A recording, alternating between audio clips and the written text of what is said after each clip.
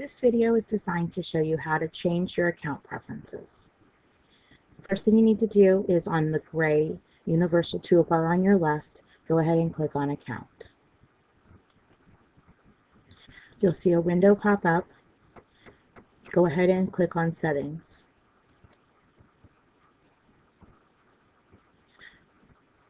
When the screen you're seeing here has a few options, the very first thing we want to do is take a look at changing your profile picture.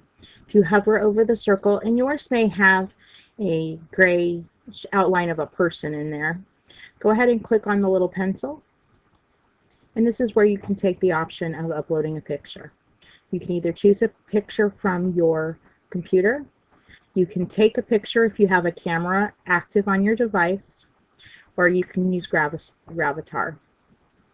I've already got a picture uploaded, so I'm not going to do that right now. And you'll see that the picture here. Why this is useful is that when you write a comment or if you do a submission, the little picture of you will show up showing that it's yours. You have an Edit Settings button over here. There's no reason to click on it. It doesn't actually change any of the settings. We already have our settings put together by our administration. Another thing that you're going to want to take a look at is your other services and your registered services. If you haven't done so yet, you may have your Google Drive services over here. Go ahead and click on it and go through the authorization process, because you want to have your Google Drive over in registered services, because that allows you to link some of your assignments straight from Google Drive. Over on the right-hand side, you have a Ways to Contact area. It already defaults to your basic email address, your school email address. You can go in and add an additional address right here. Let's say you have a home address, and this is going to be an address where you might get some notifications. You can also go to and add other contact methods, and you can add a cell number if you want to get text messages sent straight to your cell. Okay, the only thing else on this screen that you might be interested in is it just goes through and gives you a list of the authorized tools. So if you've used the Canvas app on your Android, or the Canvas app on your iPad or on your iPhone, it'll show up down here saying that you activated it. Okay, so that's the settings area. Now let's go up to notifications. Notifications can be kind of confusing, and there are a lot of them. If you hover over the option, it'll tell you, give you a brief description of what it's going to ask you to do. So due date, assignment, due date change for the due date. If you'll notice over here, it gives you the option of email address and push notifications if you have any of those turned on in any of the devices you activated in the previous screen. You've got 4 options. You can either get notify me right away, send daily summary, send weekly summary, or do not send anything. And you go through and select one of those 4 options for each of the notification items.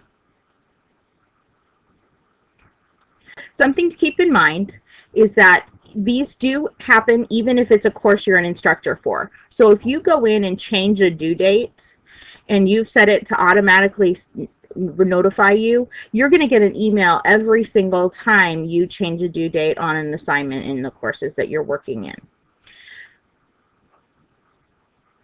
There are some that'll say only for instructors and admins. So for example, if a student turns a piece of work in and you have it set to notify immediately, you're going to get an email every single time a student turns something in. The late grading one is really useful, so that if anybody turns a work in, you automatically get notification. Please keep in mind that this does not happen with a quiz. So if a student takes a test or a quiz late, you will not get a notification, because it's not something most of the time it's not going to be something you have to grade. If a student writes you back a comment off of something you've already graded and you need to take a look at it, you'll get a notification if you have the submission comment clicked. A lot of times I'll have, as you notice here, all submissions. I get a daily notification of that just because at the end of it gives me a chance to kind of see what has been submitted as I'm checking in to see what students are working on, rather than having like 100 emails all at once. You can go through and look at these. Some of these are items that most of us don't use on a daily basis, but you may or may not start using as you become a more advanced instructor.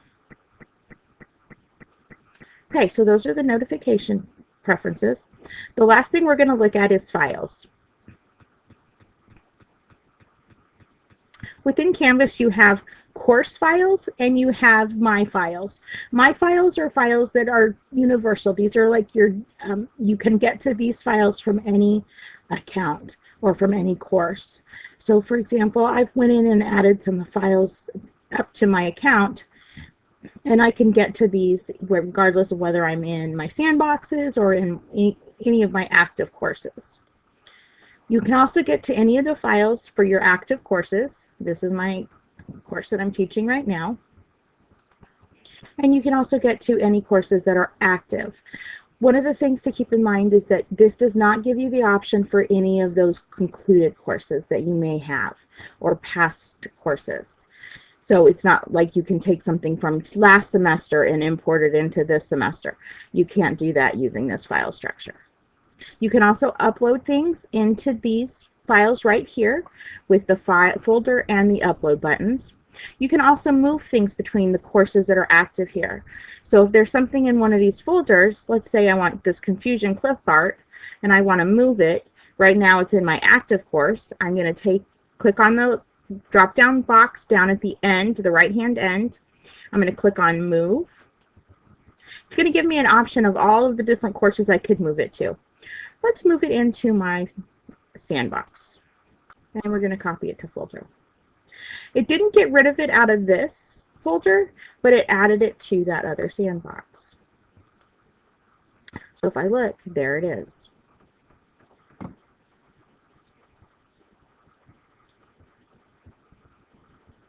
We're not going to talk about e-portfolios because it's not an option right now that many of us use.